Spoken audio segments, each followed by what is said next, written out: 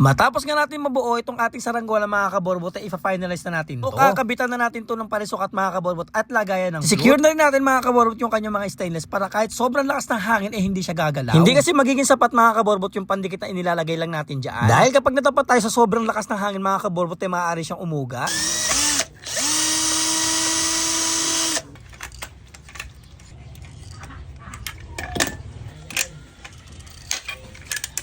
Ito nga pala saranggola na to mga kaborbot ay binili na sa atin. At nga pala itong saranggola na to mga kaborbot talagang personal kahit lang natin to. Nang ma-receive ko nga ang message ni Dan mga kaborbot at gustong gusto niya nga itong saranggola na to hindi talaga ako makatanggi. Dahil si Dan nga mga kaborbot ang madalas natin nakakasama sa pagsasaranggola at sa mga dayuhan natin. So sa pagbuo nga natin ng saranggola na to mga kaborbot ay hindi talaga natin ito minamadali. Dahil mapa-personal kahit man mga kaborbot o pambenta natin na saranggola ay hindi talaga masasayang yung kanilang mga pera. Medyo mahirap kasi mga kaborbot na mag-repair ng saranggola lalo na kung medyo may kalayuan na makakabili sa'yo. Medyo mapapagastos pa nga sila lalo mga kaborbot dahil sa shipping fee at pagpapadala sa atin. Marami kasi ako nare-receive na message mga kaborbot at natatanggap ng mga saranggola mula sa malalayong lugar. Ito nga pala yung mga saranggola nila mga kaborbot na nabili sa online at madalas nababali o hindi nila mapalipad. Para nga hindi sila mapagastos mga kaborbot at sinesend ko yung mga video natin o yung mga tutorial kung paano mapapalipad yung kanilang mga saranggola. Aso nga mga kaborbot ang problema ay hindi talaga nila mapalipad kahit sinusundan na nila o sinusunod yung ating mga video. Kaya sa huli mga kaborbot ay sinasuggest ko sa kanila na ipadala na lang sa atin yung kanilang mga saranggola. Madalas naman mga kaborbot yung mga baling saranggola ang natatanggap natin. Sa mga nagme-message sa atin mga kaborot at hindi natin ma-replyan ay medyo busy po talaga tayo. Luna nung mga nakaraan mga kaborot ay sobrang sama talaga ng pakiramdam natin at nagkasakit talaga tayo. Hanggang ngayon nga mga kaborot ay medyo masama pa rin yung ating pakiramdam. Dahil nga sa sobrang busy natin mga kaborot at minsan ay kukunti na lang yung ating tulog. At kung mapapansin nyo mga kaborot, hindi katulad nung nakaraang taon ay madalas ako nagawa ng Vietnam. Hindi na rin kasi kinakaya ng katawan ko mga kaborbot ang wala talagang tulog. Kaya ito po yung reason mga kaborbot kung bakit medyo pricey yung ating saranggola. Madalas kasi mga kaborbot na pinagko-compare nila yung nakikita nila sa online at yung mga saranggola na binebenta natin. Sabi ko nga sa kanila mga kaborbot ay kung gusto nila i-take risk yung kanilang mga pera ay pwede